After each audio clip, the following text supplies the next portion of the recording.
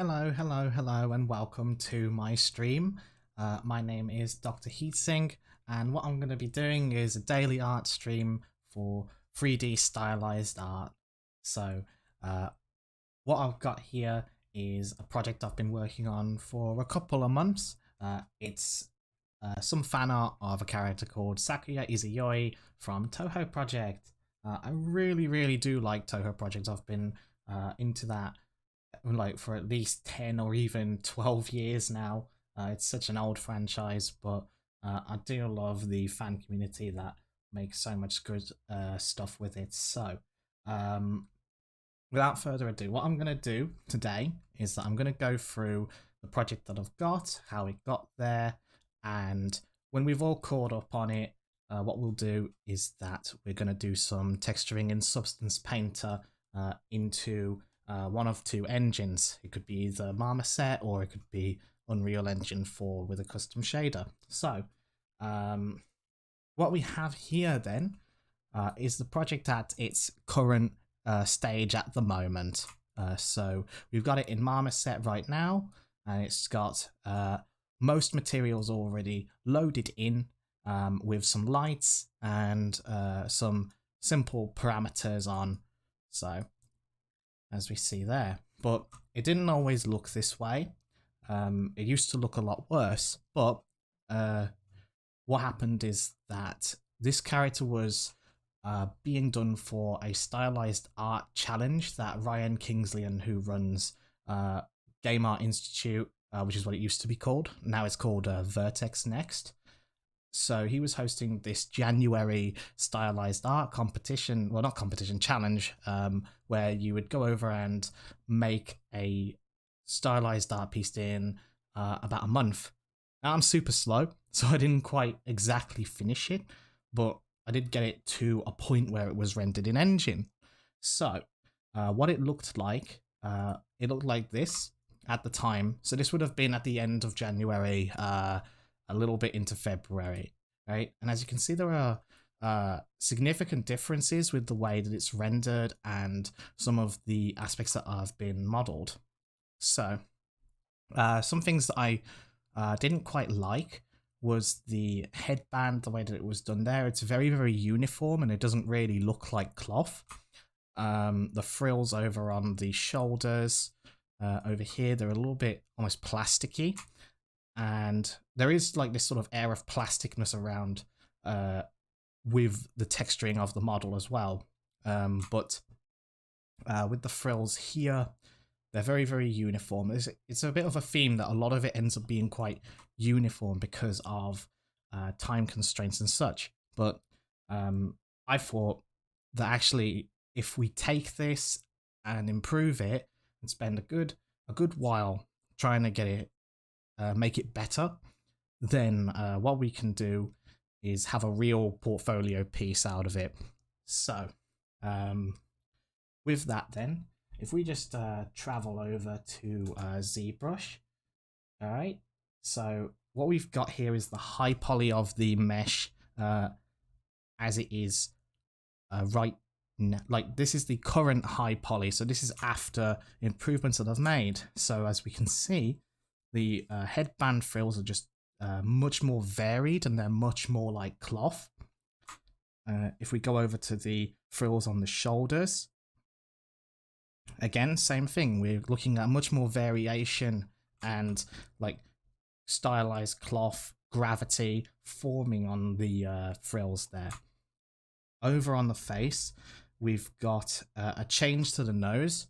So initially we'd done the face with nostrils and such, but I did try again with a no nostril version just to see, and it did seem more stylistically appealing. So we went with that, and I think that it was the better choice to go with that for this kind of thing. Yeah, with this sort of like anime style art, I think that visible nostrils tends to be a very deliberate choice, depending on what it is that you're working on. You may or may not want to include them, but for this kind of piece, I think that the no nostril version works better. And there's a little bit more variation in the frills on the apron here. And finally, the shoes have a little bit more visual detail onto them, so they actually look a little bit more like shoes, really, as opposed to unfinished blocks. So, with that said, okay. So after making the high poly and improving on it, what we did was that we decimated it and we threw it into Maya. Okay. And over in Maya, we've made this low poly version using the decimated model as a base. So we're not super concerned about the poly count with this one because it's more of a presentation piece, and it was initially for a art challenge anyway, so there was less concern about the actual try count, which in this case is around 100,000, and there's more concern with regarding just basically getting it done in good time. But obviously, we want to just improve it so that it looks good as much as we can, really. This was then unwrapped in the exact same program, and we did some projection in Marmoset. We don't really need to show the projection in Marmoset because otherwise it will take very, very long and it's very intensive. So if we just go over to the result that's in Substance Painter, we'll be able to see what it looks like here after normal maps have been projected and such. In this case, this is getting closer to the final stage where we've got the model, we're working on the textures, and we have all of the model detail projected on. So if we go through and we can flick through some of the projected maps. So in this case, this is the ambient occlusion map. Right, so this is basically areas that are dark versus areas that are light. With respect to where it is on the model and what kind of light hits it. Yeah, we've got the normal map and the object space normal map as well. So we actually have a thickness map as well, just to say how thick certain areas are, and this can affect certain calculations that get done in Substance Painter. So, and position, which basically tells Substance Painter where the pixel is in relation to the actual world. So this can be used for things like gradients, and we're using a lot of gradients in the texture painting process. So if we go over to the base color, and you can see there's quite a lot going on at the moment. It's just gradients at the current moment even. But in particular, we've started some texture painting over on the hair and some of the skin as well. Over on the right, we've got some texture settings over here, and I can go over and hide the texture painting I've been doing and hide the AO. And what we've got here is the gradients that were made using the positional map and some gradient functions within Substance Painter. So that gives us a great base to start off with. So if we take away one of the gradient going up, and we've got a gradient going down, and then what we're left with is the base parameters, if you will, which specify some color and the amount of roughness that that particular mesh has. So applying them back on.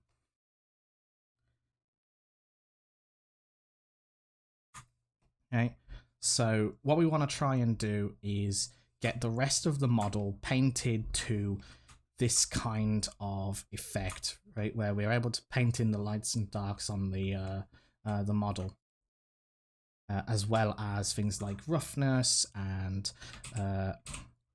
any other things that we need to. We've already defined metallic because it's quite easy.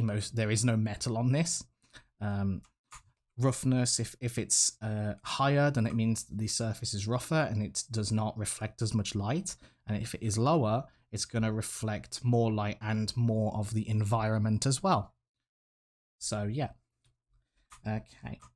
So now that we've got this, what I'll be doing is that I would paint this and at the same time I would export it to the engine periodically, and we'd basically look and see how it looks when we update it.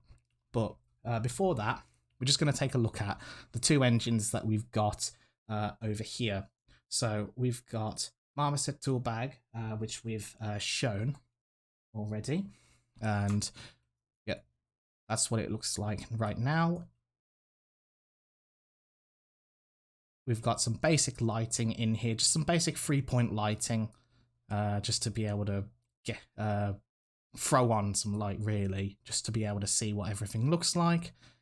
And we've got all of our materials already set up, so when we go over and export our textures from Substance into its folder, it's going to just pick them all up automatically, so it'll make this process a lot easier. The other engine that we've got here is Unreal Engine, so if you just bear with me 1 second.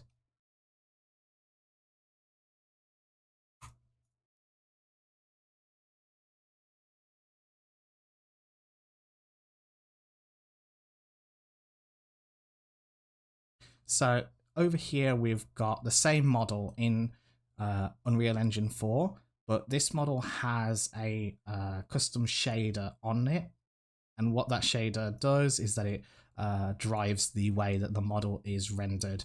It's basically a material that I've made that defines the way that light behaves in terms of how the model is shaded and lit.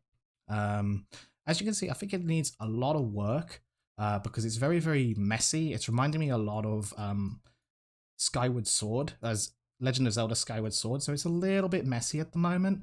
But if we look over on another piece that I've done, which was about a year ago, actually, like just under a year, and I think it works a lot better on this piece because this piece is made specifically for it.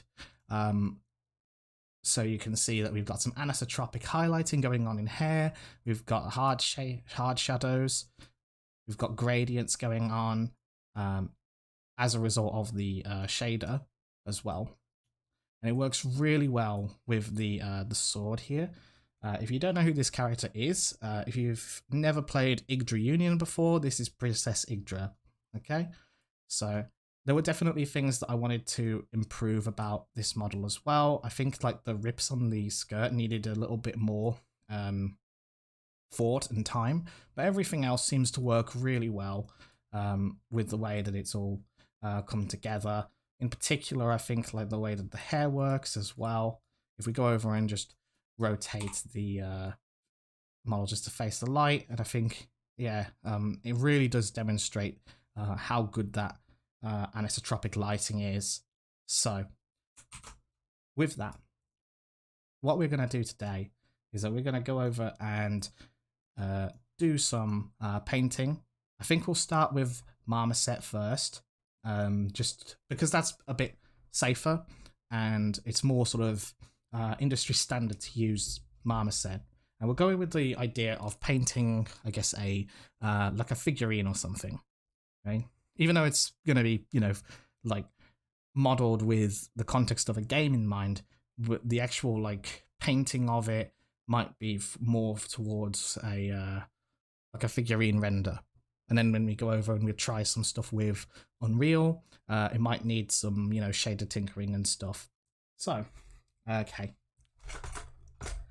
And of course, if any of you have any questions, I'm definitely open to answering them as well. So, like at any point at all, feel free to ask any questions, and of course, I will answer them. So, let's do some Substance Painter. All right. If we'll just hop over to Substance Painter. Okay, and we'll set up our Marmoset window as well. We'll take Unreal out as well, as it will be taking up resources. Now,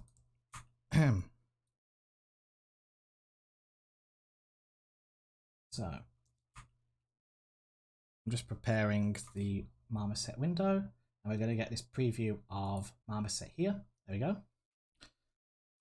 And what we're going to do is we're going to just position this so that we can see the model in this little window, and I'm going to go ahead and do some painting on it.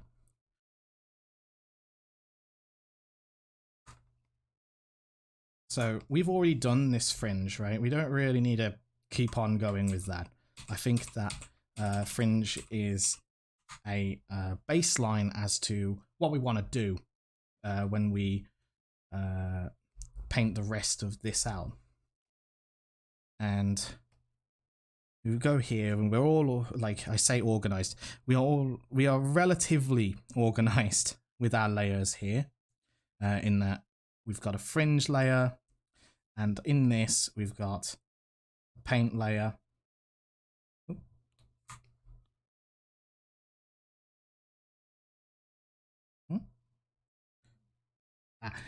Sometimes Substance can take a while to load stuff up, I'm afraid, but how long am I going to stream for? It is a 2-hour slot, so from what was 4:30, we'll be streaming until 6:30. I think that 2 hours is a decent enough window for reasonable progress to be made, and hopefully be able to catch people. So hopefully, or well, we'll see.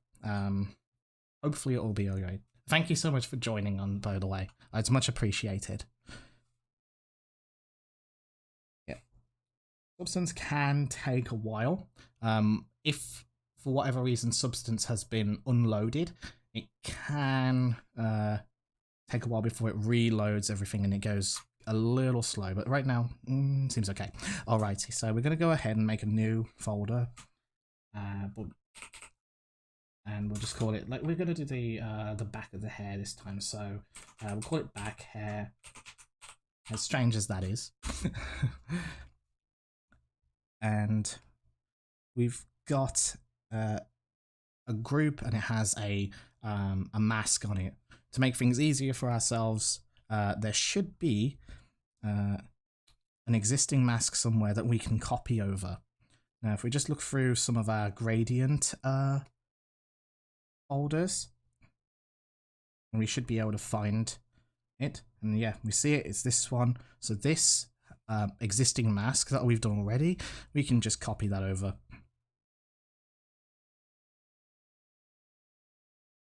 Right, go over to our folder, and we'll add that on. Add the black mask on. Paste into mask, there we go. Nice and simple. Go ahead and add in our paint layer, throw that in there. And we're just going to go ahead and begin painting. So there are a number of keyboard shortcuts that you'll be needing when you go over to do this kind of thing. And they're not set up initially, that you do have to go in and set them up yourself. So some kind of sample shortcut, some kind of way of switching between the different views so that you can get to the base color, and some kind of way of going back to the main material so that you can see what it looks like when it's being hit by a real PBR light. Okay, you can do that in the settings window over in here. I believe it is under shortcuts, and if you just look through here for things like I think it's sample or dropper or something like that, and then where is it? Something like display material. Yep, we've got that set to M. And then display next mesh map, I've got that on B, so that'll be your normal map, your ambient occlusion, things like that. And then display next channel, previous channel. In this case, I've got this on Shift C, so I can flick between the different channels. So that's to say base color, opacity, roughness, I think things like that. Okay. So when you're able to flick through those, you can work with whichever material or channel you want to work with. So now over here,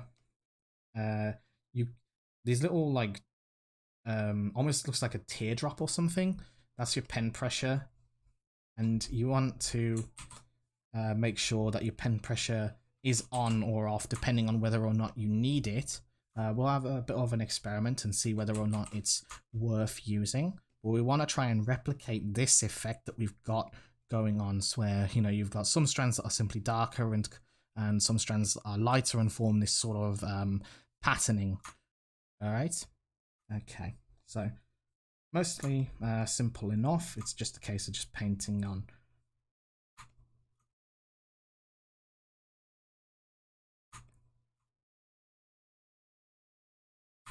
Okay.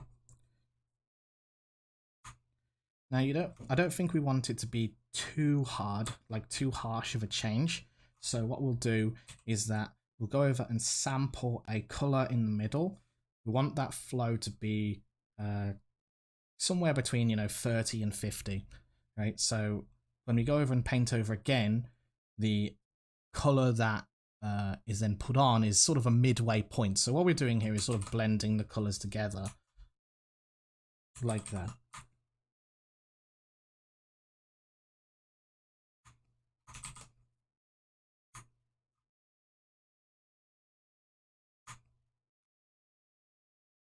Yeah, so sort of like that. If at any point you think that you're going to be fighting the mesh that you've made, if you go back into the view where the actual full material is, you'll be able to see the recesses of where things are going, in and out, and what areas you probably should or shouldn't be coloring or shading in. If we go back in, Shift C in this case, and just scale our brush up, and we're just going to go ahead and paint that shape.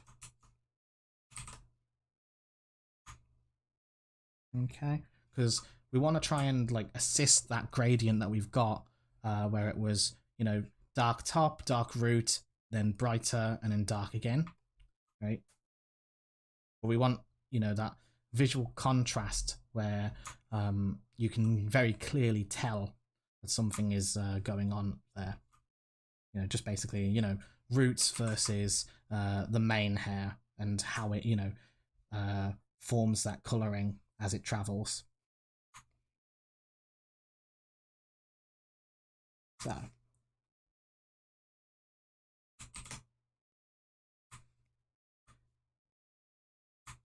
the ultimate point of this fan art stream, by the way, is to create a relaxed environment where we can all sort of learn something, including me, by the way. There's no I'm not exempt from that. But we're someplace where everyone can learn something and have it be quite a relaxed place to do so. In particular to celebrate stylized art, whether it's more sort of anime-ish like this one, or if it's full on like cell shading, or if we're doing something more sort of League of Legends-y or Overwatch-y kind of thing. So we'll talk about the stream schedule as well, but the basic gist of it is that this stream will be running every day at the same time, which is 4:30 UK time. But on Sunday, we'll do a game stream. So, and the reason why I want to do that is because even though I do play games, I never really I kind of wasted my opportunity to experience it with other people, and being able to take suggestions as to what kind of games people play and what people really like to experience would be, I think, quite a nice experience actually. Particularly I've never really watched streamers play games before, but as of recent I've come to quite appreciate that aspect. So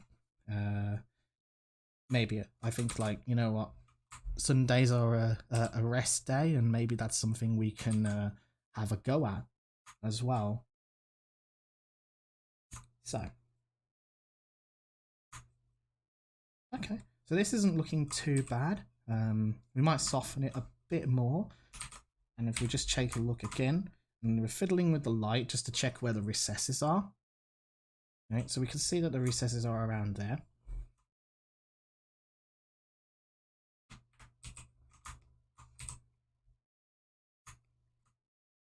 So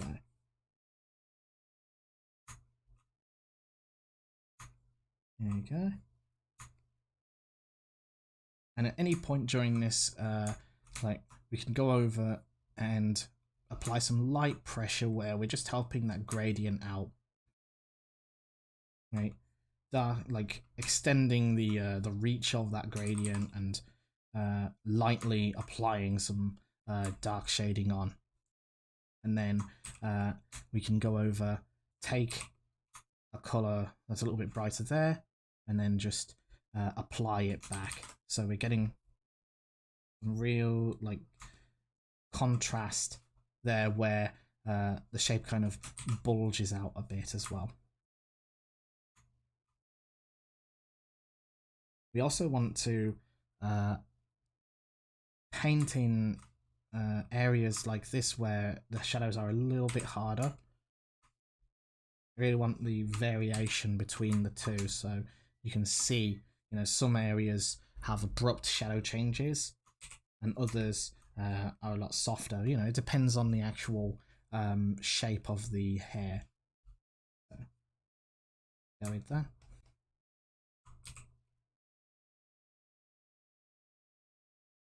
Just checking if symmetry's on.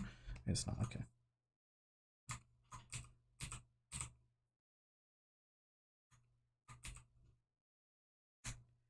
Okay.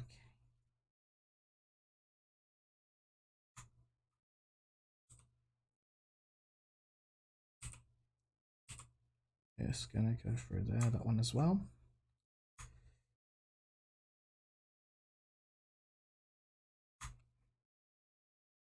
I've always found the root of the hair a lot easier, actually, to texture. So it's more immediately obvious, you know, what it should look like in my eyes anyway. Whereas when it comes to the actual like tip, this can vary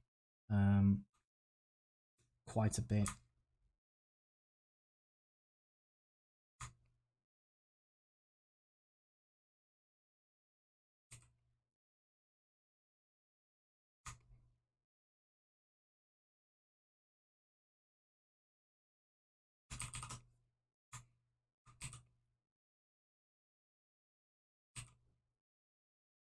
Okay. Over, flick that up. Okay.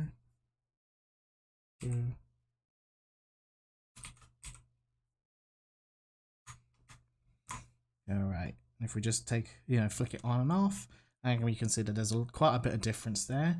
If we go on to the material view and do that as well, and you can see, yeah, there's quite a bit of difference. It is, it does have an effect. So we've got about this much, right? So we want to go over and test on the Marmoset character. So I'm just going to save. And then what we're going to do is rotate this round. Actually, no, I should rotate the model instead. Right, so if I rotate the model this way, and we're just going to take a look like here, right? Okay. And we've got that. So what I'm going to do now, I'll go over and export textures. So they're all already going to this directory, right? And Marmoset is, the textures in Marmoset are already pointing to this directory as well. So, and I can see we've got every material selected. And if we just hit export,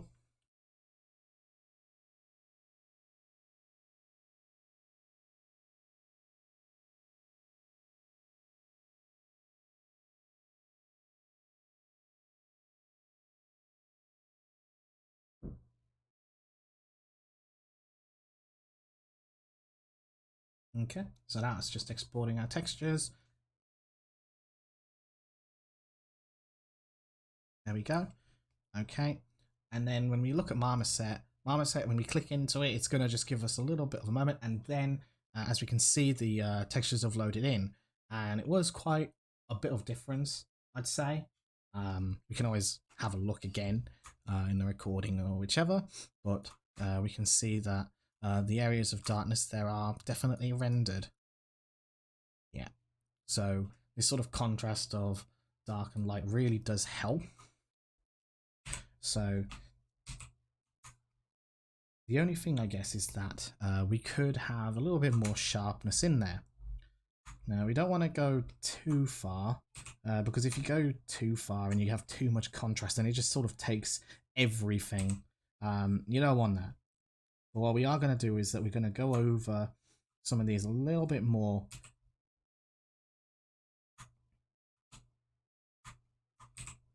Just a little bit more. And get that. Right, so we sort of see quite clearly that this strand goes over and forms into that shape there. We'll do that there as well.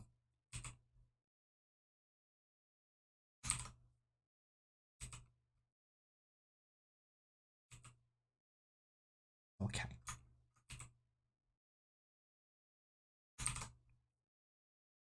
Alrighty, awesome. So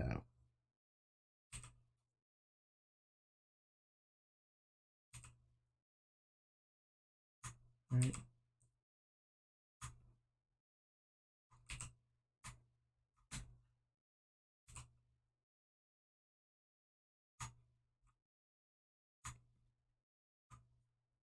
Okay.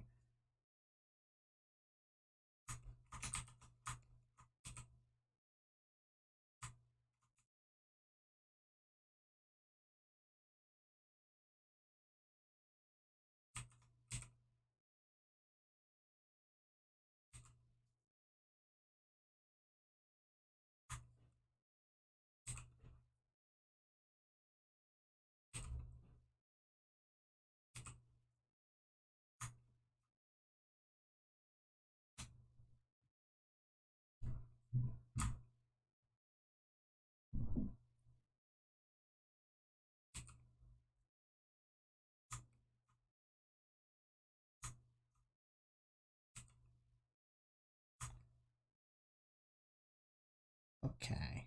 Cool.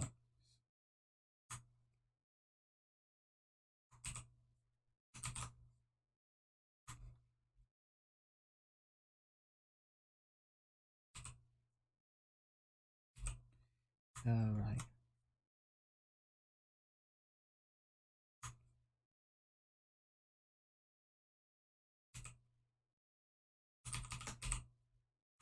Just going to take some of this brighter color here and start applying that to roughly this area, right? So just playing around with the way that that gradient set up there.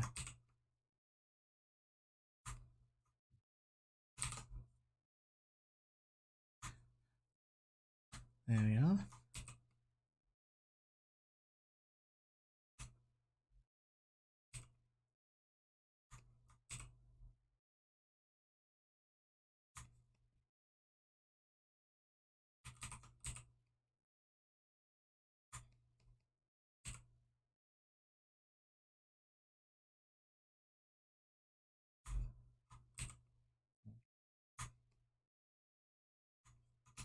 I want to try and get in some real variances to be able to sort of say that some parts are on top of other parts, right? So even though the material over here, you know, is conveying this much with it, the base sort of texture is gonna control and say like that certain parts are on top because you know they're lighter or they're darker. Yeah. However, it's something that you really need to see more in engine than you do in Substance Painter. You know, you always want to test it in engine rather than relying purely on what Substance is saying rendering to you. Even though Substance is physically based, your light setup and your method may differ in Marmoset, like the rendering method may differ. So I'm just going to go ahead and do another export.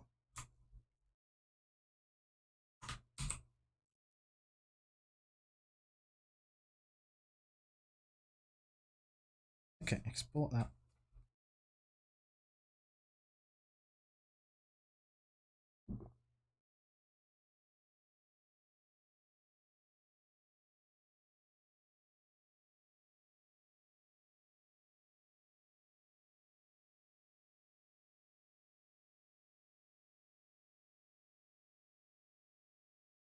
Okay, and then we'll just refresh the view.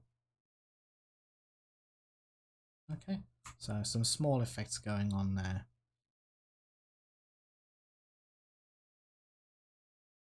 All right.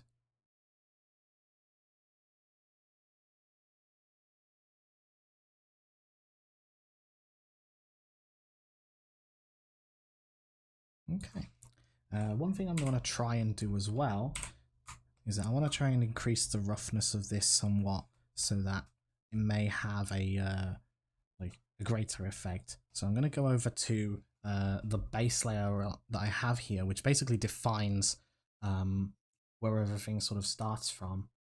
Okay, I'm going to go ahead and increase that. Okay, so we're saying that the hair is rougher, and so you see that the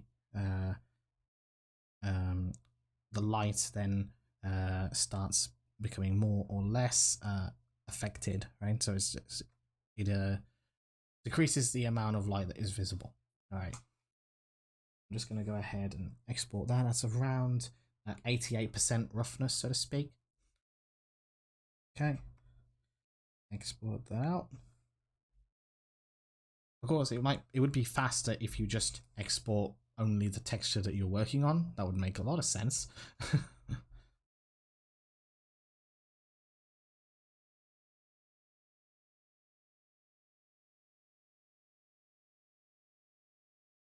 Okay. All right, and we'll just take a look in Marmoset now. Yeah. All right, so with that roughness increased, consider it's taken away quite a bit of light, maybe even too much. Like,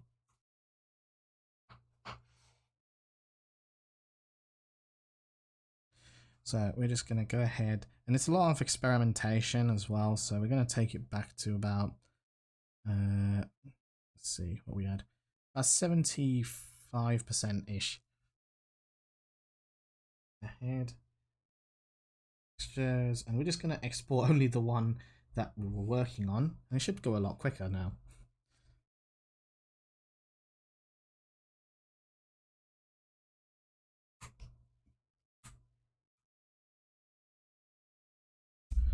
Okay, have a look there. Ah, okay.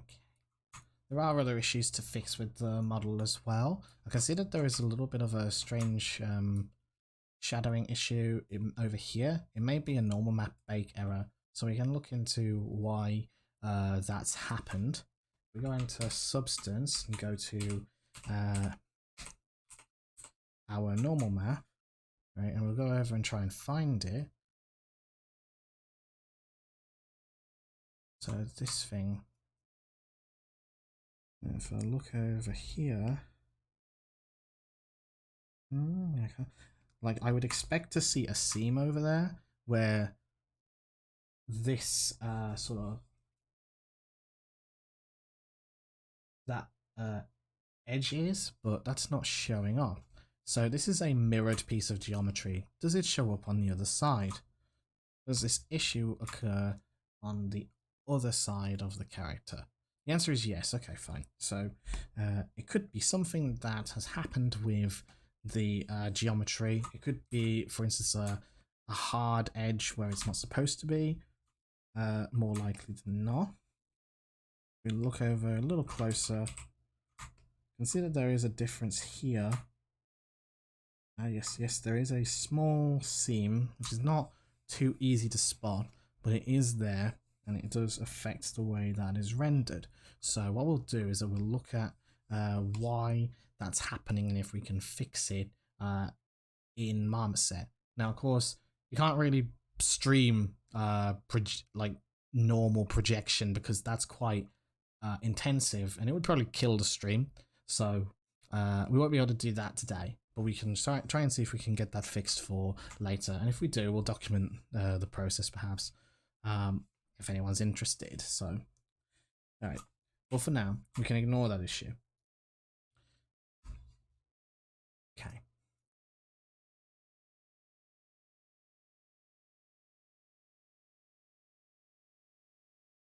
Alright, but for now, we're still going to be on painting. So back to our base color and just painting our model away.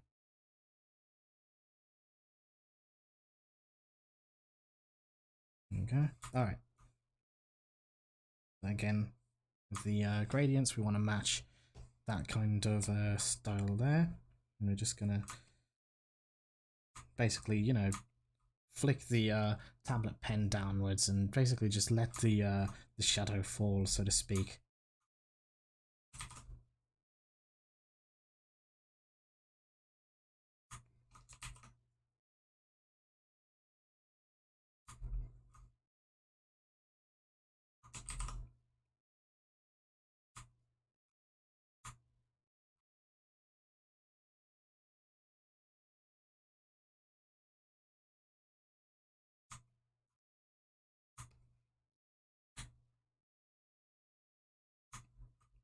Okay, take that. Make that up a bit brighter. There we go.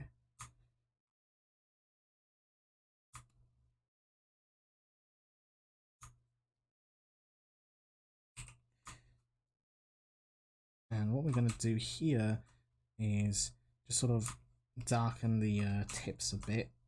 So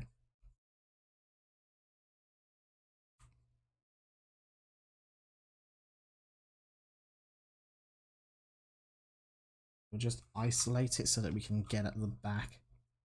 Well, the bit that doesn't face outwards, that was occluded by the rest of the model. Even. Just gonna grab at that. Just paint upwards a bit.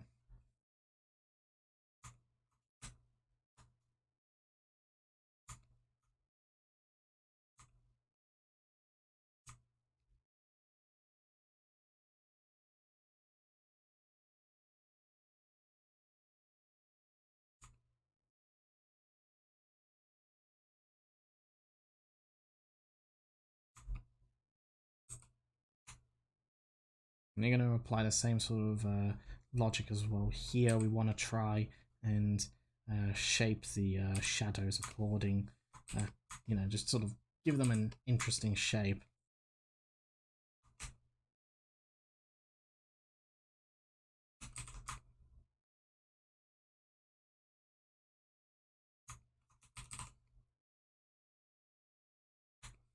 Just increase our flow a bit. Hopefully it'll make it a little bit more visible. Okay.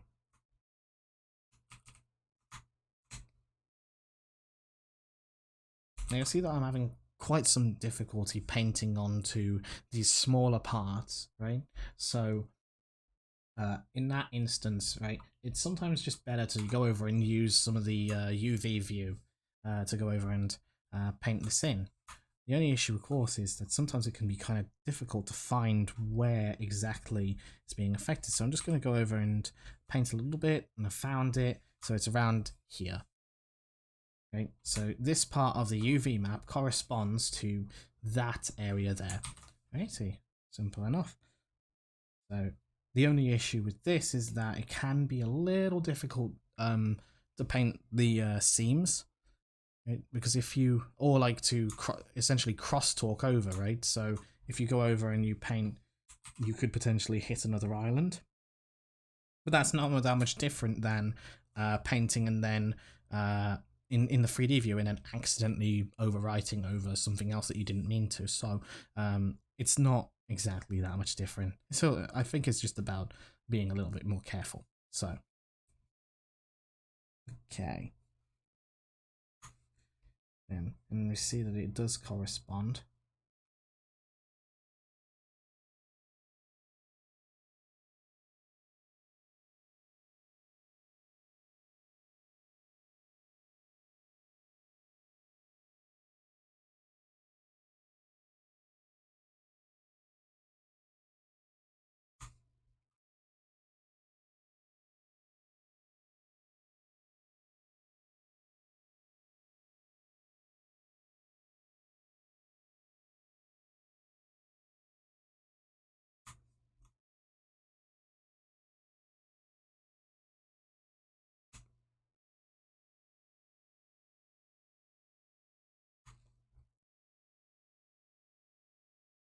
Cool.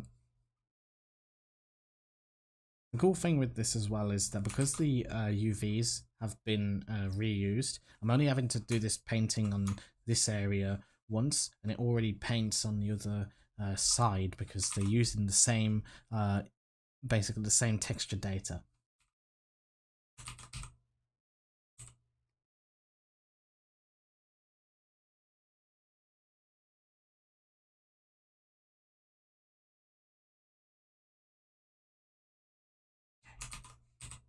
Now, I don't necessarily want to paint over the existing like ambient occlusion data there, but we are going to use it as a guide so as to how it should look.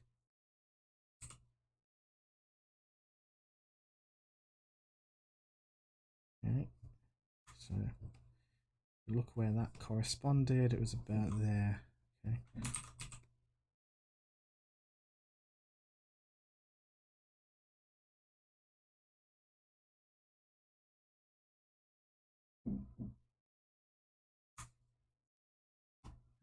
Okay.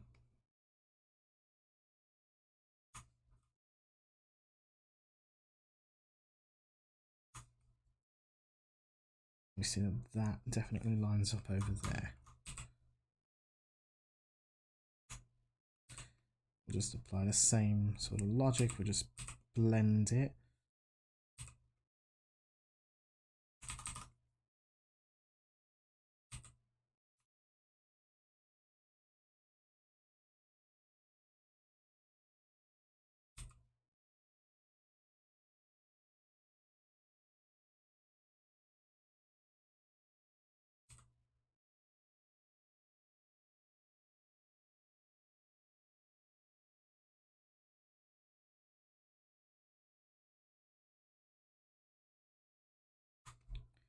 Okay.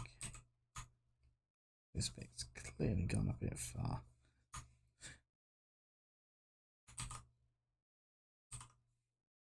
Where's this bit?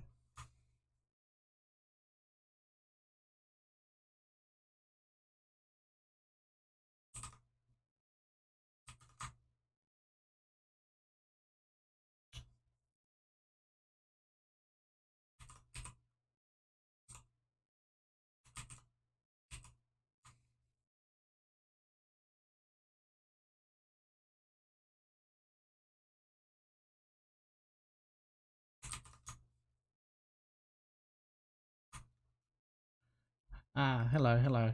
Thank you so much for coming. Yeah, we're doing some hand-painted hair on Substance Painter for this one. So it's a bit of a process, really. And sometimes Substance can be a little bit interesting to work with this. For instance, you can sometimes get some difficulty when you're repeating UVs over. So when you've got them duplicated UVs, you go over and you put them on +1, like so you move them over here so that you don't, so that they take the same information but they don't like double apply, so to speak, right? The only problem with this sometimes is that it can make things a little harder to find, but I think trying to find this bit here, but it's not quite showing up.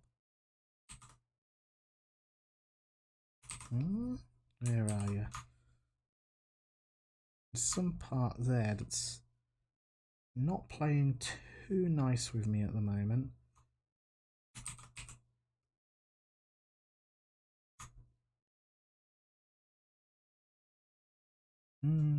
Okay. Have a look if we can put the wireframe on and then be able to sort of find it, so to speak. I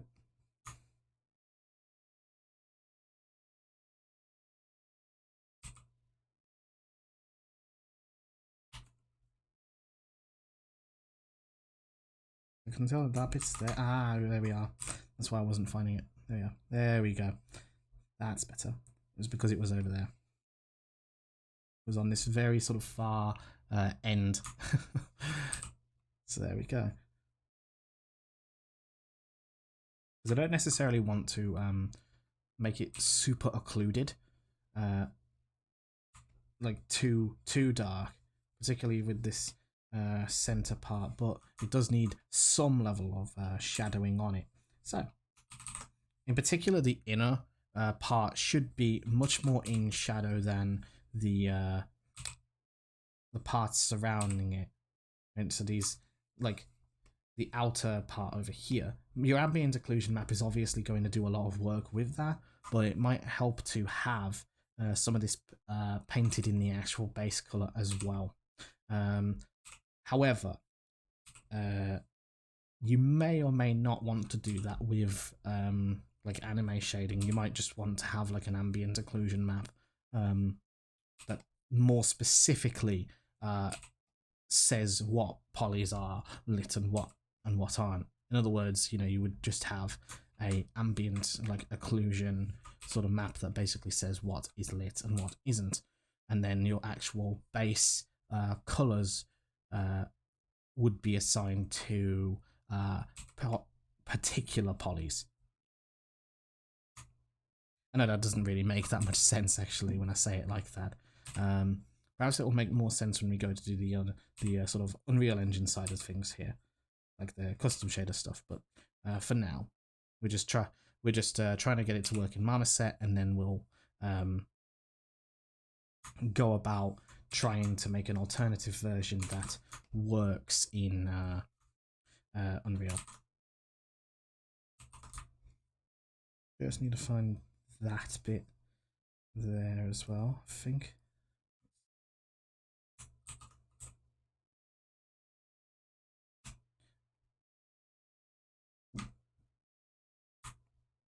One thing that you can do as well is that if you alt and click on the mask, it will show you the part that is masked, so there's no confusion as to what you're working on.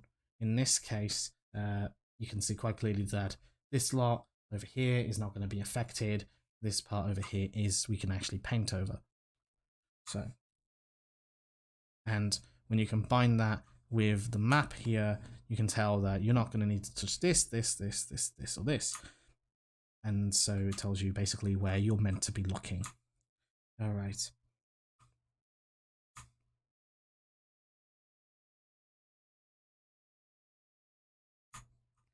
So it could be this sort of area here, could be around.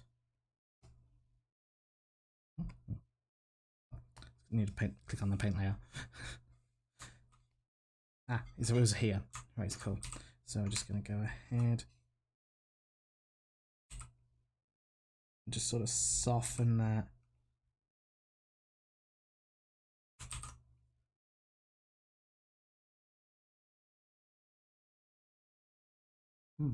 Given the amount that we get, I might change the chat so that.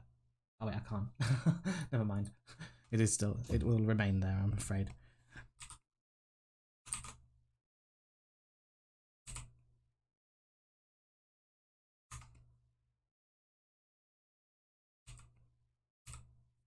Never mind that then. Oh dear.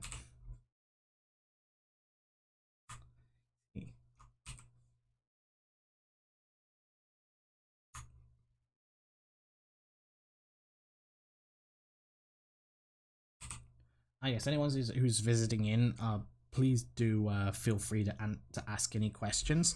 It's very much an open stream where any questions can be asked, any feedback can be given, and it's much appreciated if you do. Thank you.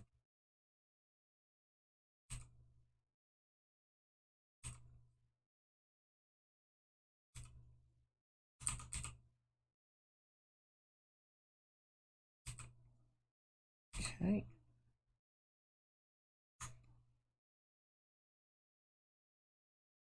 Just need to check where that's actually going.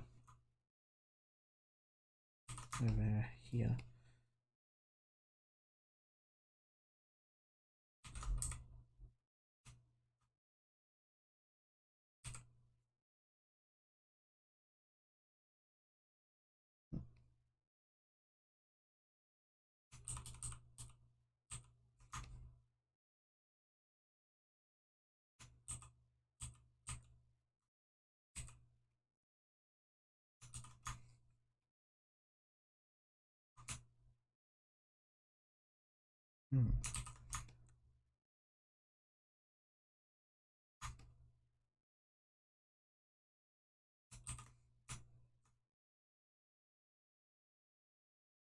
There.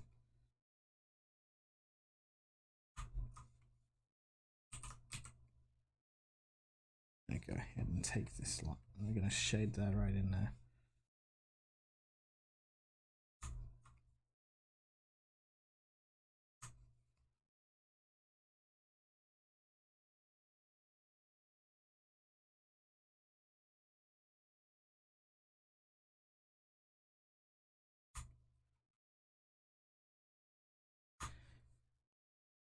This bit here is the yes, just there.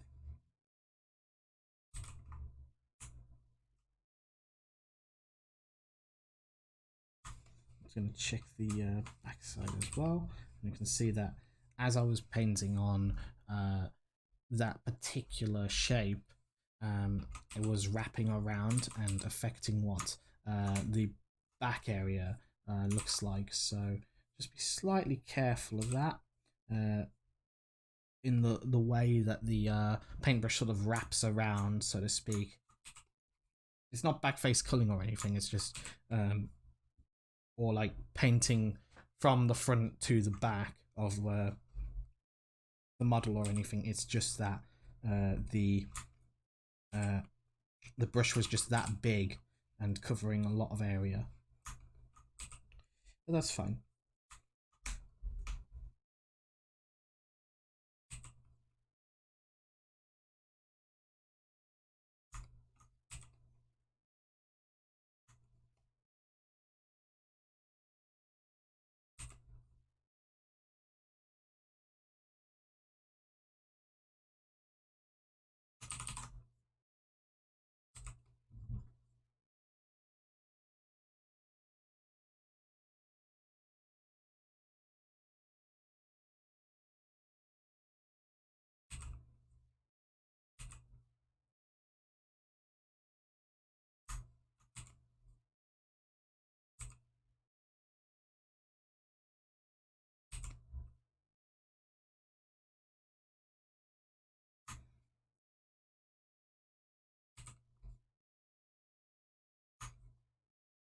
Okay.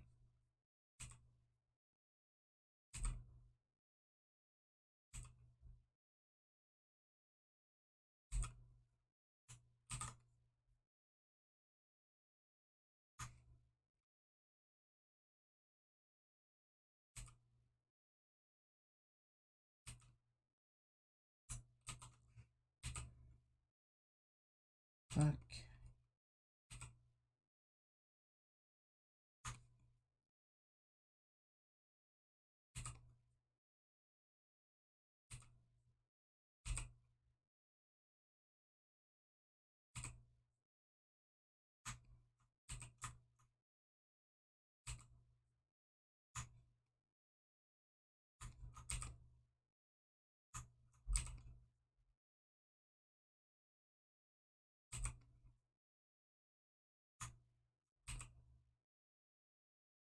Alright, so let's have a look and see what that looks like. You can see that there's a, this is the part where the mesh changes.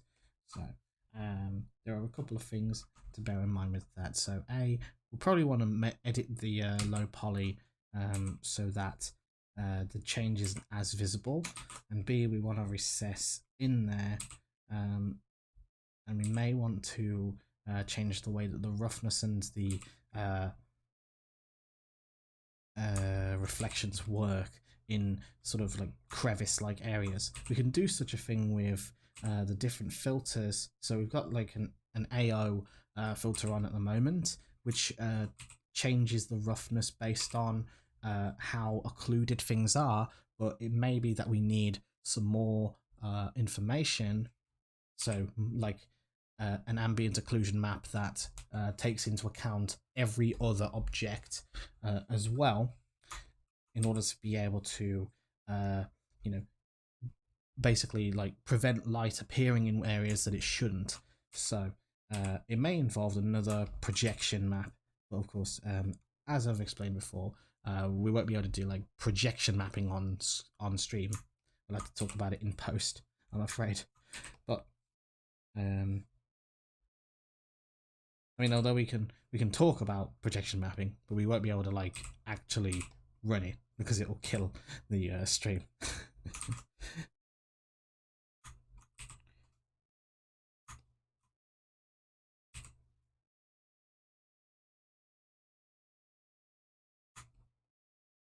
Okay.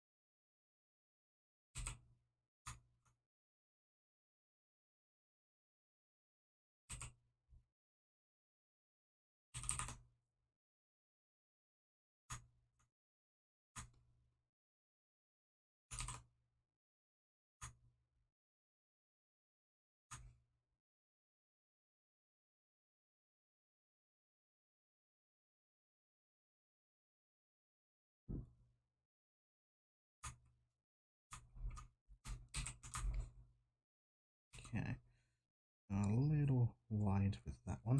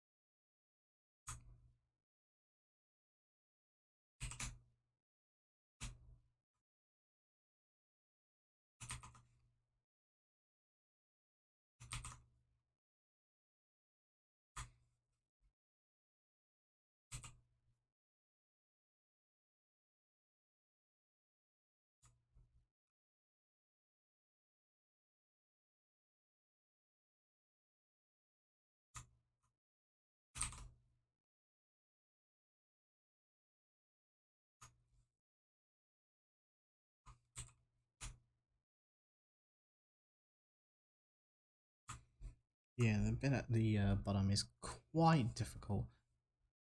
And that's just substance paint auto saving. There we go. There we go. And get quite finicky as you get into an area with less and less space.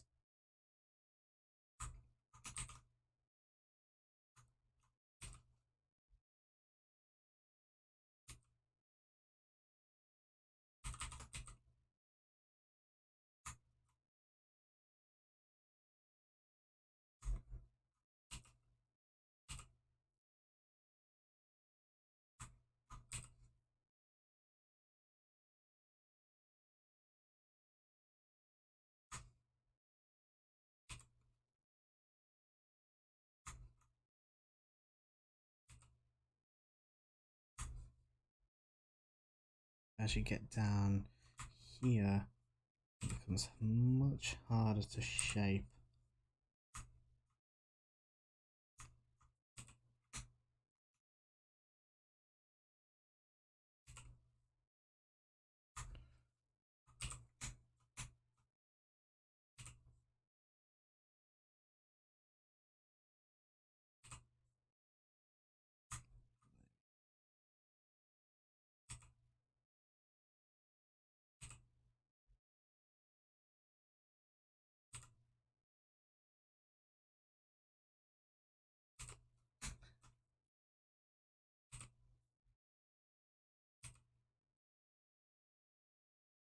What I imagine is that hand painting, like most things, tends to be quite, you know, a labour of love, but painting hair in particular is especially so. A very, very, you know, intensive, I guess, process, but at the same time, it's very therapeutical if you've got the time to do it, of course. You know.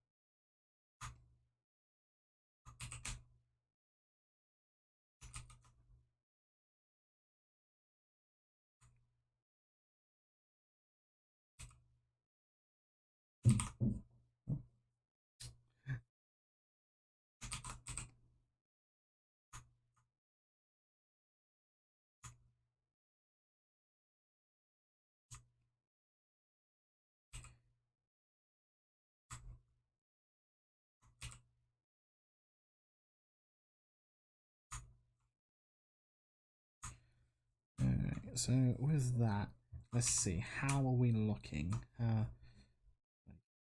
Is it working? Let's say we take this right now, as it is, and we'll go ahead and refresh Marmoset as well when we've done the export. So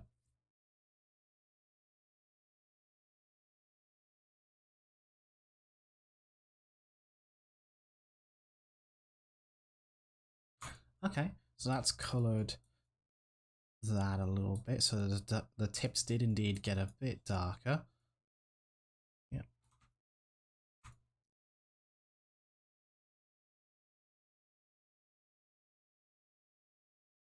Alright, okay.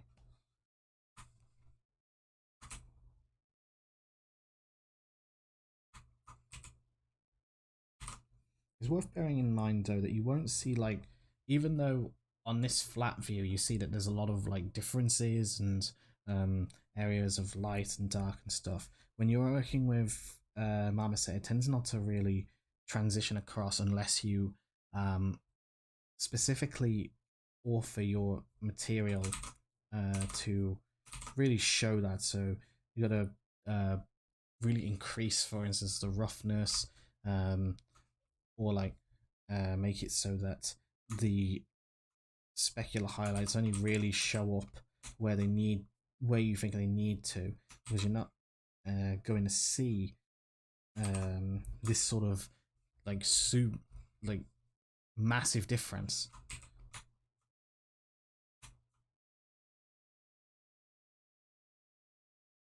But that's, you know, that's what it's all about, you know, just testing in engine, so that when you go over and you do all of your painting work or your you know, regular substance work, and then you put it in an engine, you're not asking questions like, why is it so different? You know, Substance and Marmoset really do render differently, even though they're both using PBR, physically based rendering. You know, they're different programs at the end of the day. So even though they do try to use, you know, similar rendering techniques and such, ultimately the output that you get is going to be different based on lighting setup, the environment, the I'm not sure exactly what to call it. Well, light environment, so to speak, the image that you apply to form lighting, you know, the cube map, basically, that kind of thing. It might have a slightly more sophisticated name, though.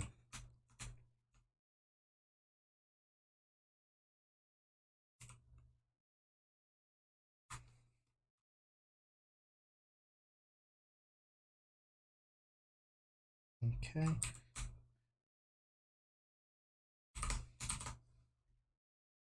One thing that does happen a lot is that when you're working on an area that has this sort of like UV overlap, so to speak, you might end up painting on somewhere that you don't necessarily want to. Now, the way that I think to prevent that is on the paintbrush setting. If you go over and set it to UV alignment, let's just give that a try. Right, so yeah, it still does it, but it's not quite as bad.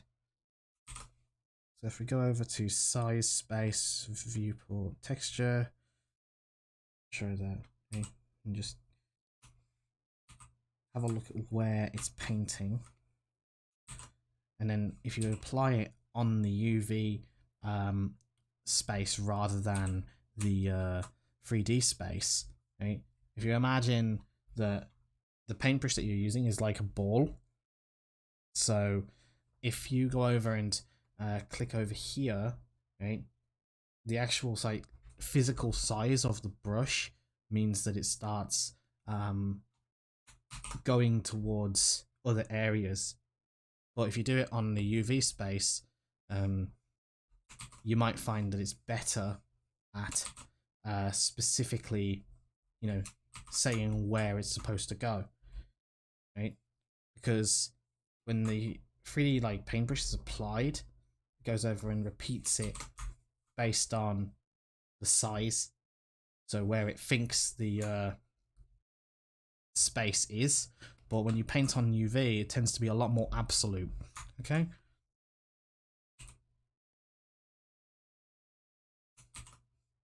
As you see, so I go over, I paint there. Obviously, it's not doing what I want it to do, but if I do it over here, a lot more specific. The only issue here is this area is contrasting a lot with this area. You see like the super hard edge, and it could be a overlap issue, and it looks like it is. So in this instance, to blend it based on what's there. So this over here overlaps with the next one, and the next one over here. So this bit is mirrored by this bit. I'm just trying to find it.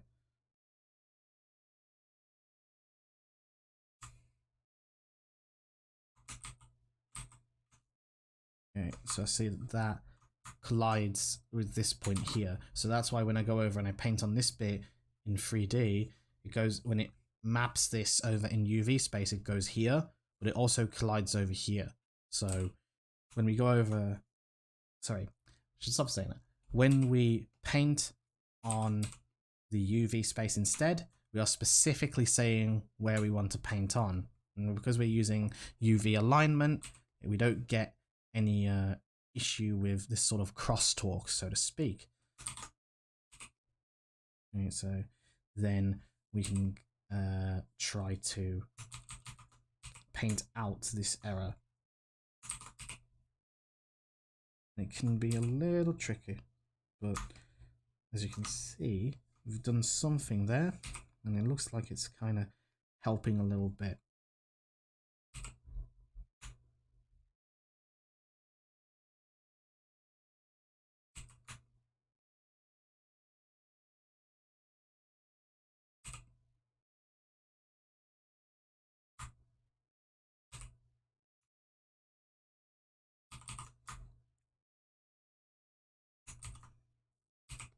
But we go over and try and take advantage of this fact. What we can do is, if you then paint over this area with a camera aligned brush, right, you should then be able to take advantage of the fact that you're basically painting over two surfaces at once. So when you've got that plane like object change where you're going from one object to another, you can see that I'm able to blend these a lot easier just by using a much bigger brush and the camera aligned tool, like sorry, setting. So much easier now. Of course, there's still going to be a part here where that's happening, but if we combine this knowledge, right, so if we go over and paint this area here, right, so we're filling that, and then if we look for where this bit is, so we see that that's there, and we're just going to paint on here, but with a UV aligned brush. Hopefully. Go quite lightly. We're painting at the same time, but we don't want to cross the threshold.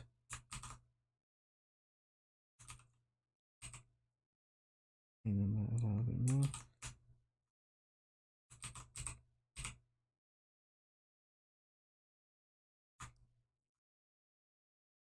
Then paint this bit.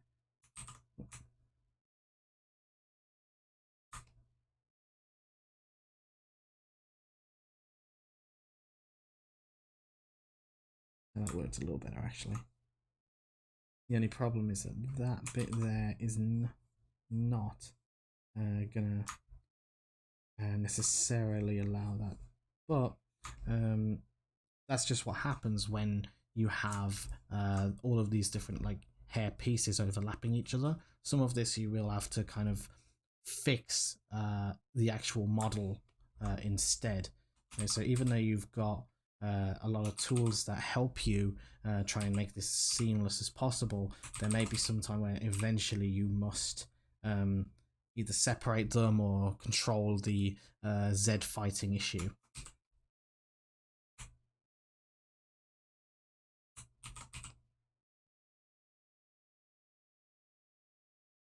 In particular, because these UVs are mirrored, but the centerpiece is asymmetrical.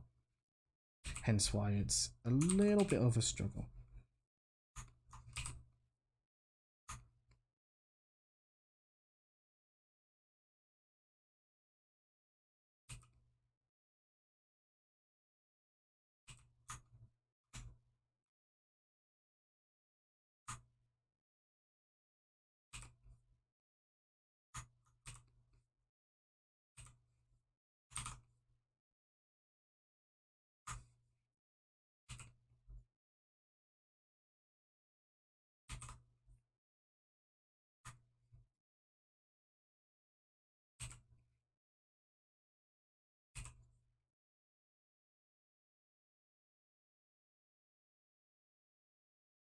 Camera aligned.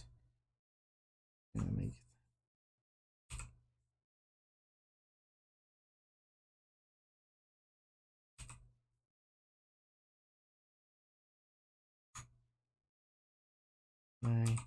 sometimes you do kind of have to get up a little bit close and personal with the actual work, just to be able to see. And you can see like this part here has that kind of issue, but just by zooming in, it made it a lot easier to change those problematic parts.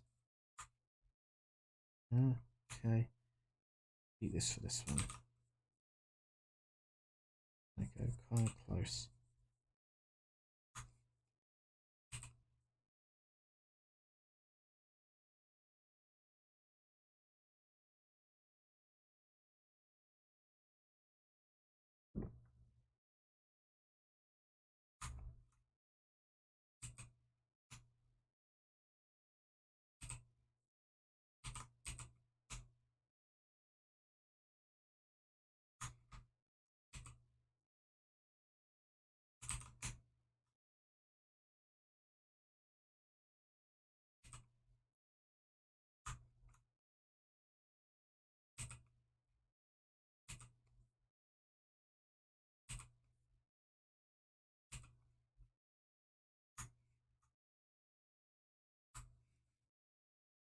Okay.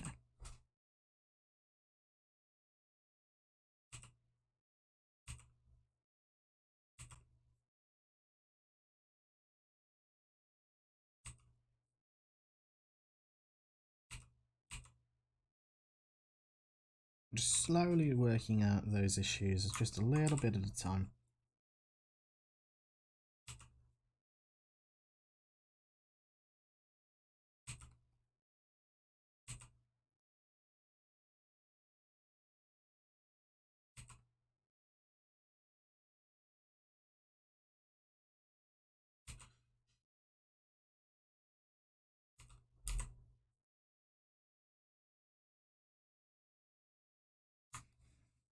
Okay.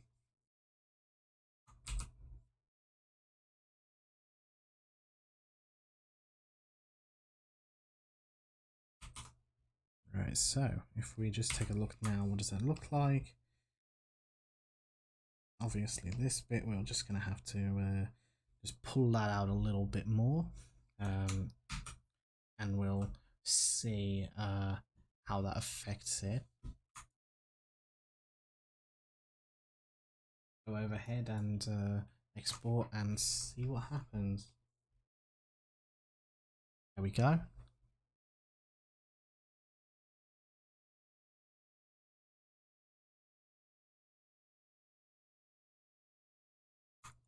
And there we are. We're getting some nice sort of like streak sort of like behavior. So we're getting a lot of variance over here.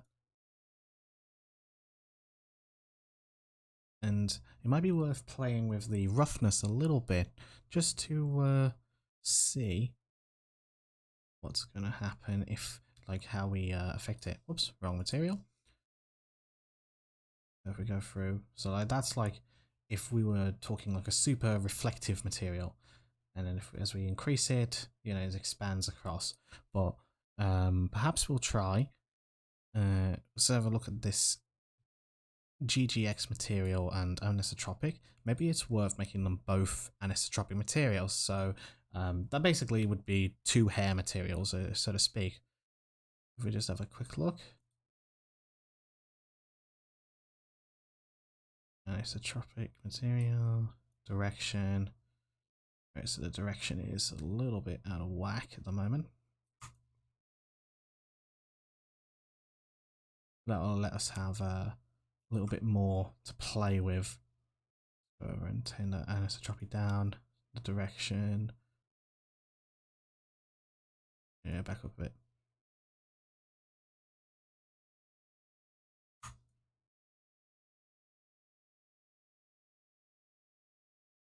Okay. Might be worth taking this down as well. Secondary Fresnel.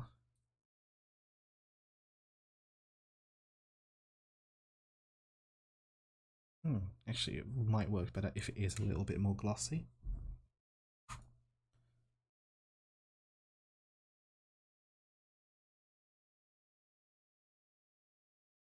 A little bit.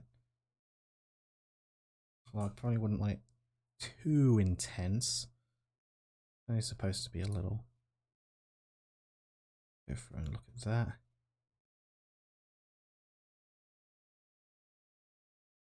Don't want it to go through the whole thing either. We only want little bits.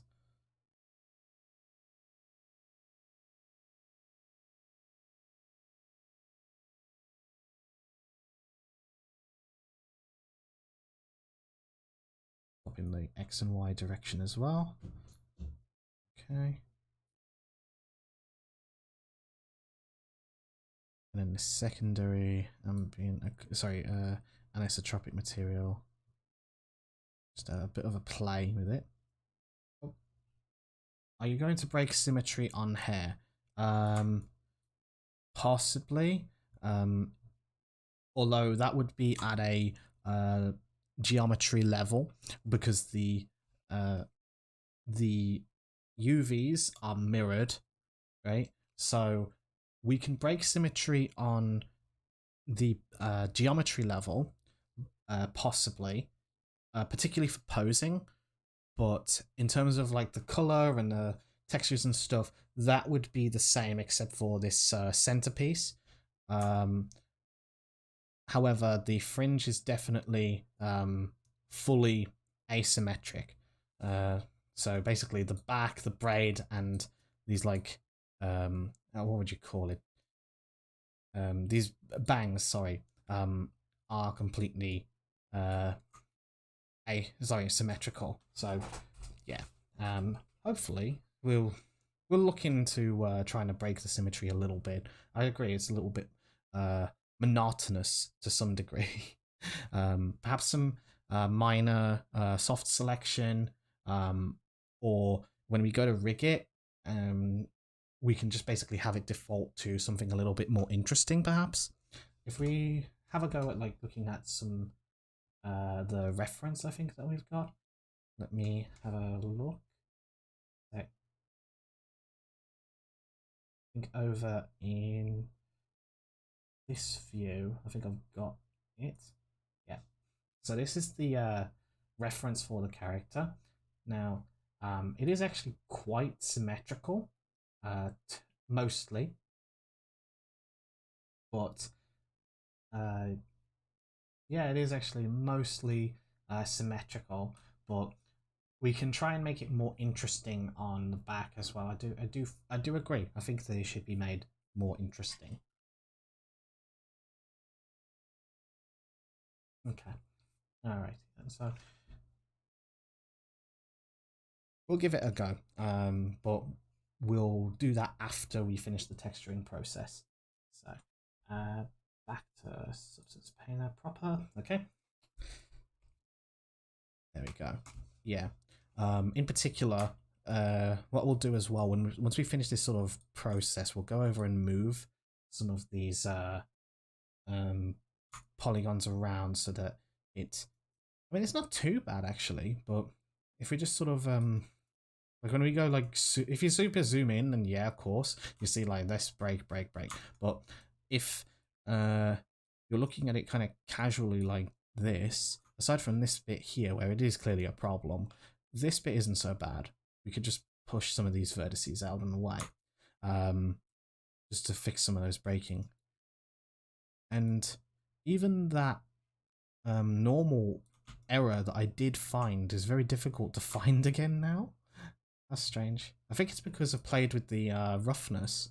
Because of that, I played with the glossiness on the properties, and that's changed the way that that error had rendered.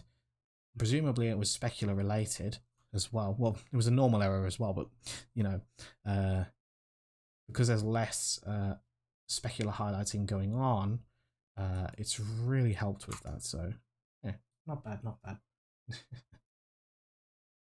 So as we continue on our little journey here, just painting this hair along. Right, go back to that.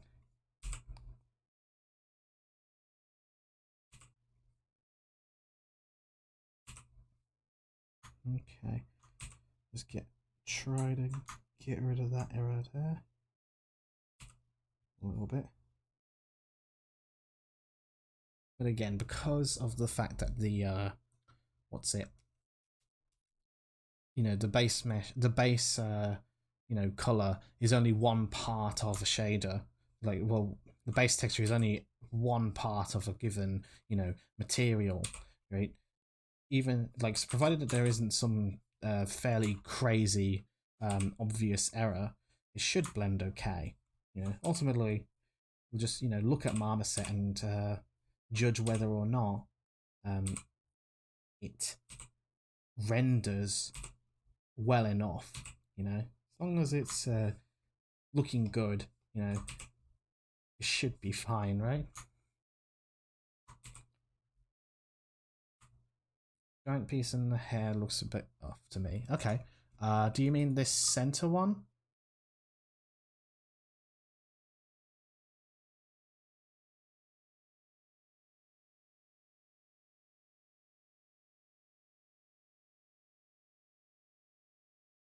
Yep. Okay.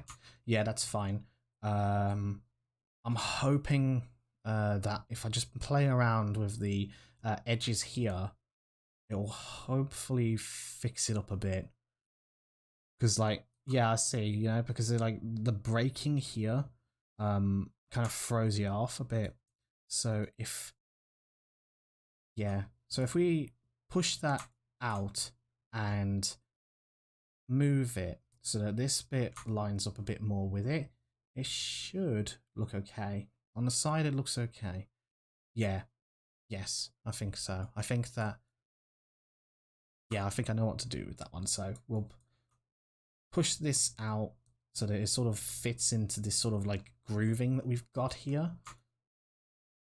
Even lighting in the marmoset makes it look odd. Yeah, it does a bit. Particularly like with what's going on here, like where marmoset has lit this side and this side. It's going over and throwing it off because this area is like the shape is different to how this bit is acting. So, or at least that's what I think.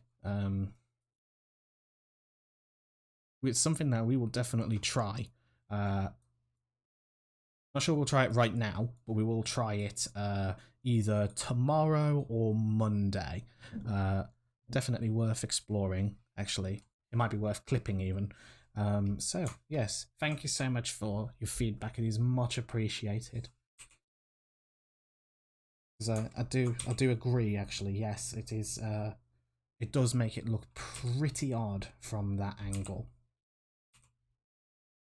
And paint in different directions. So, if it is a lighting issue, then I would have to paint roughness. Hey, we could try it, right? I mean, let's see. So if we go here, okay. So yeah, it definitely needs to be manipulated polywise first, because I can see when I move this light around, and I start dragging it off, right? So that gets that edge there, but then this sort of area behaves really weirdly. So it's like, it looks almost like I've made a hole and then I didn't fill it in properly. Okay, yeah, we'll drag that out and reshape this area. Then we'll look into that. Thank you.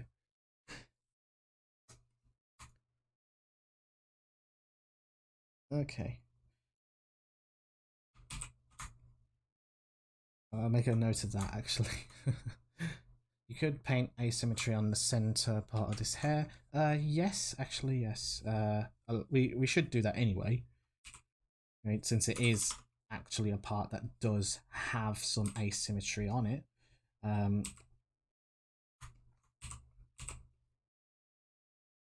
There we go. Just a little bit. So it's not the same.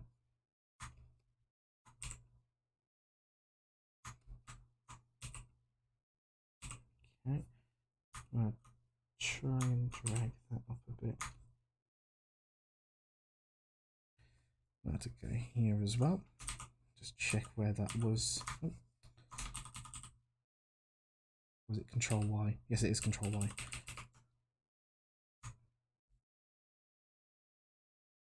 We can paint some asymmetry on the center part of this hair, yeah. So.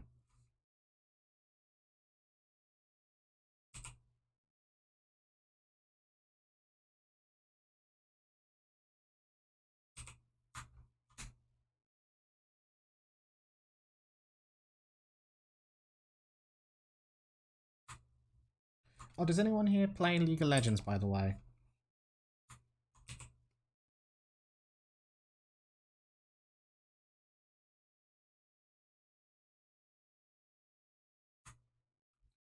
Because on Sunday, Sunday is the day a game stream. I'll be doing a game stream. So if you are interested, League of Legends is actually the game I'm going to be streaming on that day. So what I'll be doing is, well, I am a sadistic Rumble player. I play pretty much only Rumble. So for that day, basically just going to go into ranked and for 2 hours and play Rumble. It would be cool to have some more interesting games suggested to play. Like, you know, just interesting experiences to be able to, you know, share essentially. But for this Sunday, it'll be an exploration mostly in Rumble mid, but we might do some Rumble top as well.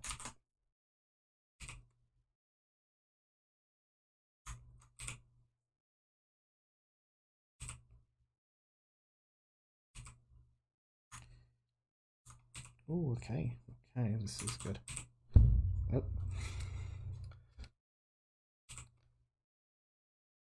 Past 20 hours waiting for Valorant drop. I don't actually know what Valorant is. Like, is that actually, I'll look it up later, but it sounds like, is that one like the one of the alternative games that they're doing? Because I know that they're making a bunch of different League of Legends themed games. Ah, yes, yes. Ah, the CS:GO sort of game. It was probably the one that I was not quite as hyped for, admittedly. I was really looking more forward to the fighting game that they were doing, but I imagine that's probably not going to come out for a while.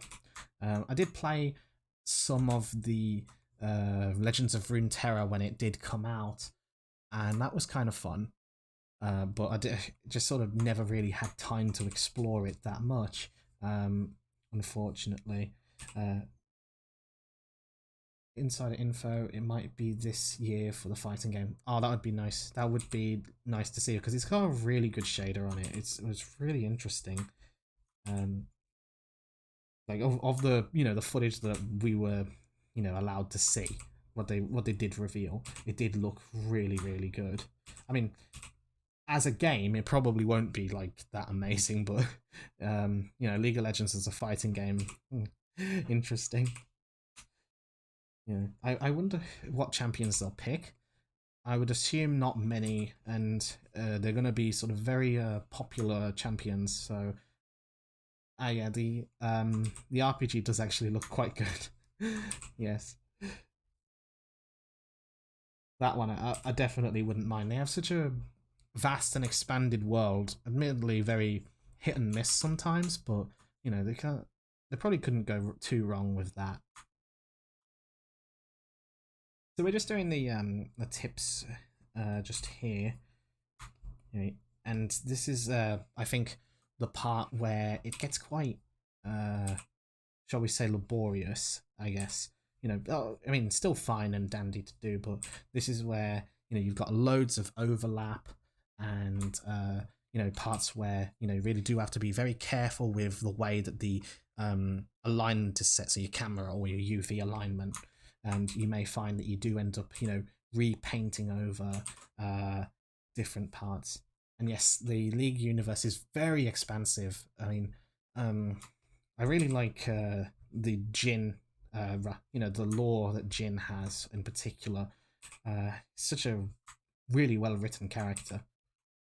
At the same time, though, you know, we weep for Skarner. I don't know what happened to him.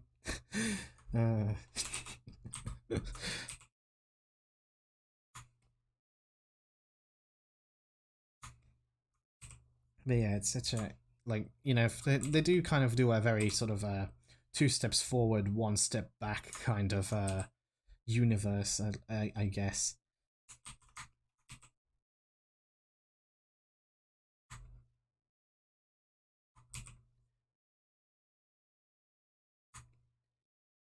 Alrighty then. What you learn though with this process is that it's very, very involved and not exactly trial and error-y, but it can be quite, you know, involved. It takes time. So there will be a sort of like a skip because we'll be still working on this off stream as well. But what I'm hoping is that, you know, this will give everyone some kind of idea as to how I'm doing this. And of course, you know, if anyone wants to suggest any kind of way of doing things better, by all means, absolutely. I am not the expert in this stream, so you know, as I say, very open forum here.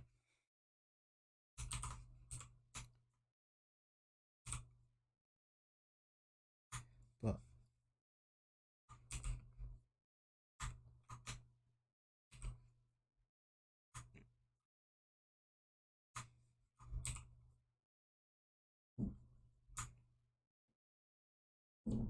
okay.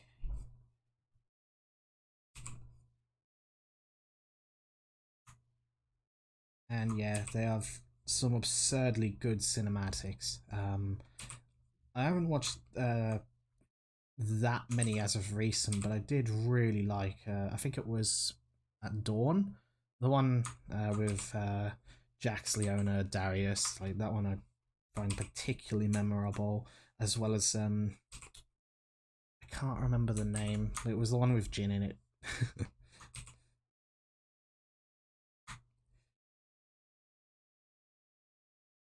Okay.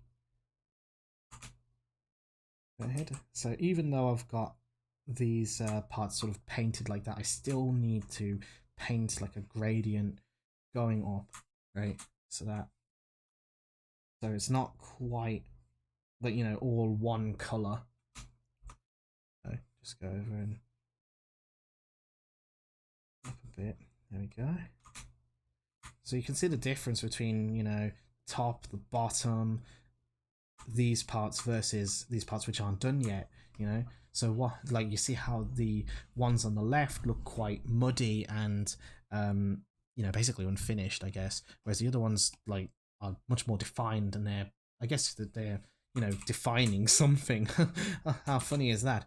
But yes, you know, the more sort of like purposeful definition you put into it, I think the more effective it's going to be, I think.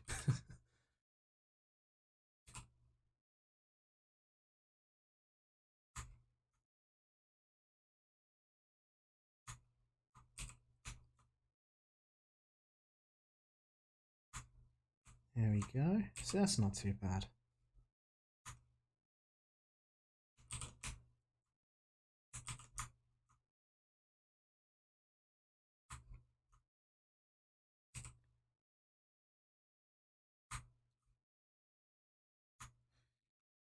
Now, I don't know how much of a time skip forward it's going to be when we start again tomorrow, but I would hope that this area of the hair is done, and we'll try and fix some of the issues that we've talked about today.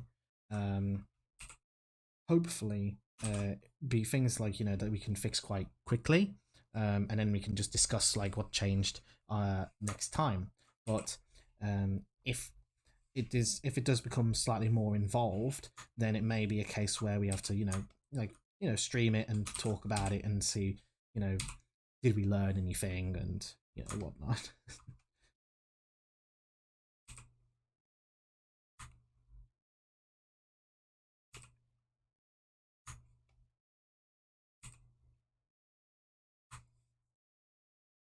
Let's check the back as well.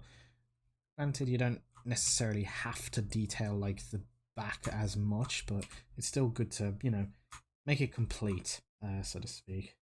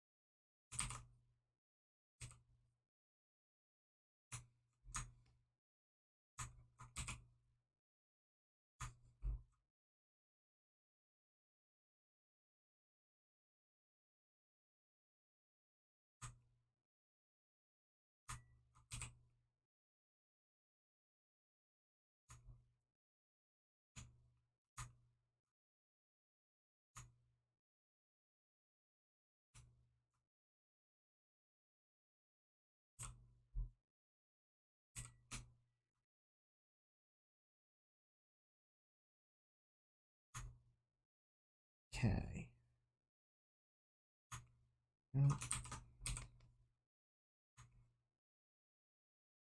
Alright, so let's see if we can demo this bit a little bit more. And we'll run this through Marmoset as well and see what the difference is. Right, save that. Always save. And give it its bit. Yeah.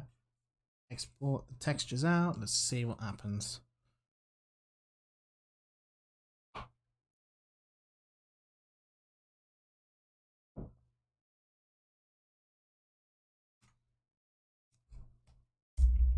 Oops, sorry.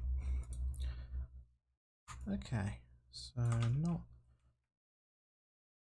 I can see the areas here where it does change, but it's very subtle. Presumably because of things like specularity and roughness changing the way that works. And if we just have a little bit of a play. Zoom in a little bit there.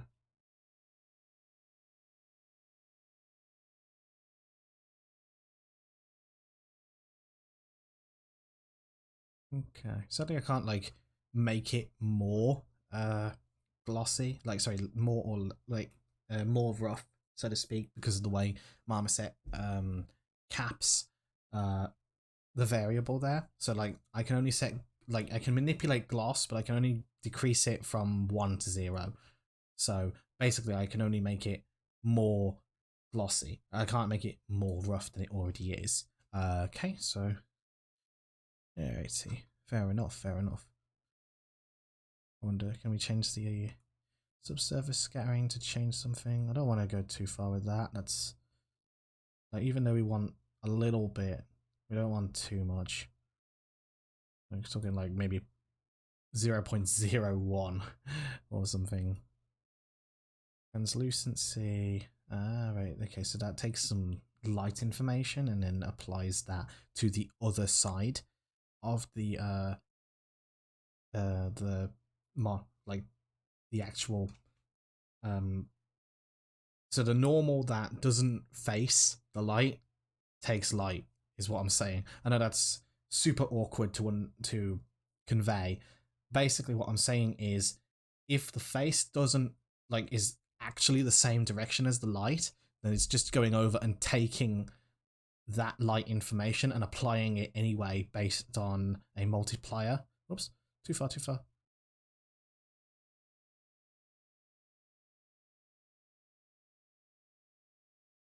Sometimes you should just enter your numbers in. There we go.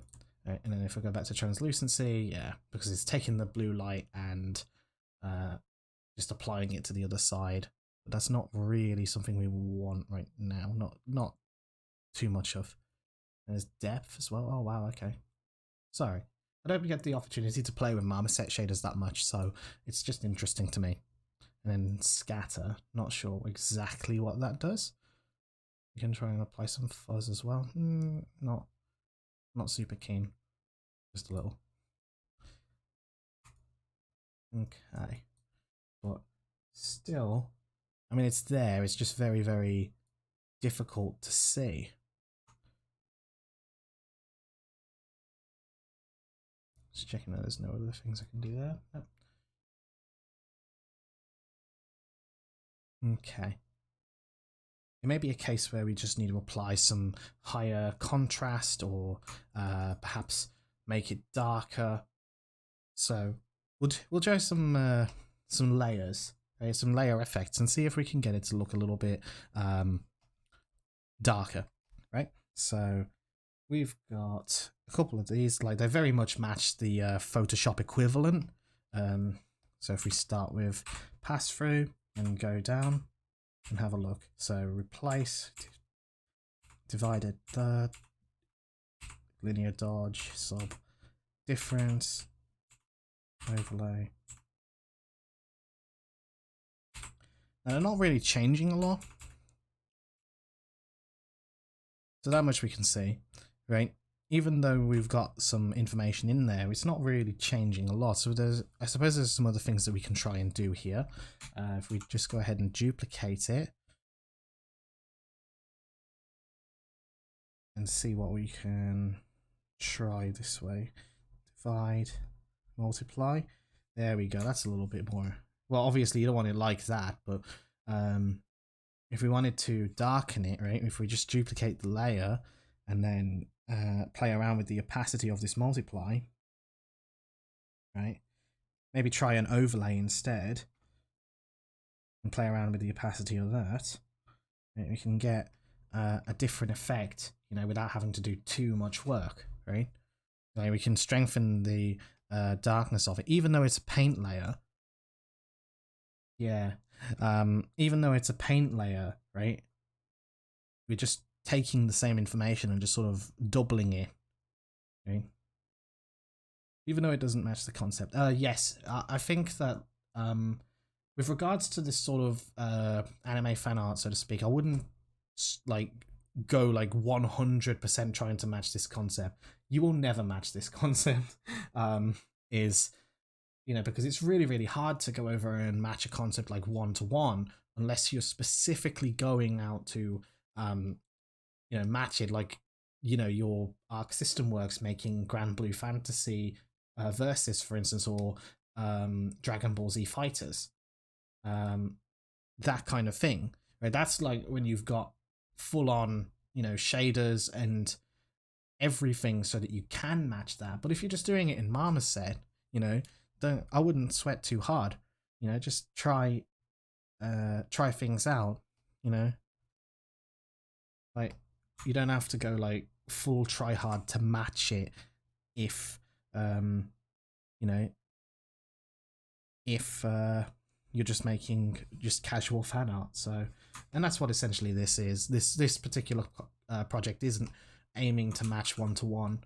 It's more just, you know, a homage to that character, or, you know, just we like this character, so we make art of that character, I guess. So, last try on texture exporting. Okay, so that's done. And we're just going to refresh that. Okay. And it did change it. It did make the hair darker.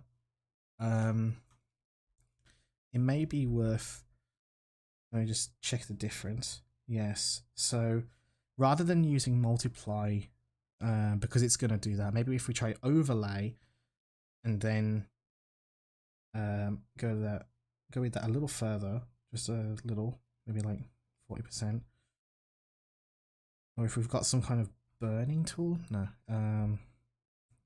Screen, no, that's definitely not what you want.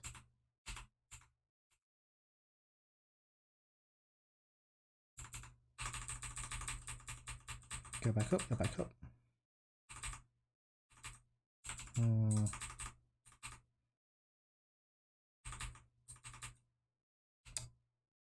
Alright, back to overlay. Alright, about 47%. Alright, final one.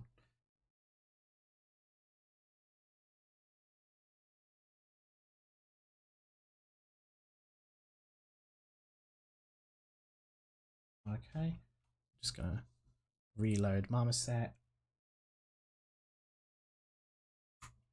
Okay, so when I actually look at it, I do see a lot more contrast now, which is good. We can work to try and get more as well. But when we, you know, if we just look at some like figurines and stuff and just work out, you know, is it representative of it, right? Do we see enough contrast for it to be okay? Do we need more? Do we need less? But we'll have to decide that for next time. So, what we're going to talk about just for the last sort of 2 minutes is just an overview in terms of stream schedule even. So this is a daily stream that runs every day at in the UK this would be 4:30 to 6:30, right? PST wise I think this is 8:30 in the morning through till 10:30. But don't quote me on that. I'm just googling it. And for Sunday, same time, we'll be picking a game out and trying to share that sort of experience. For this Sunday, it's League of Legends, but we'll take. It would be cool to be able to take suggestions as to what kind of games people like or want to share experiences of.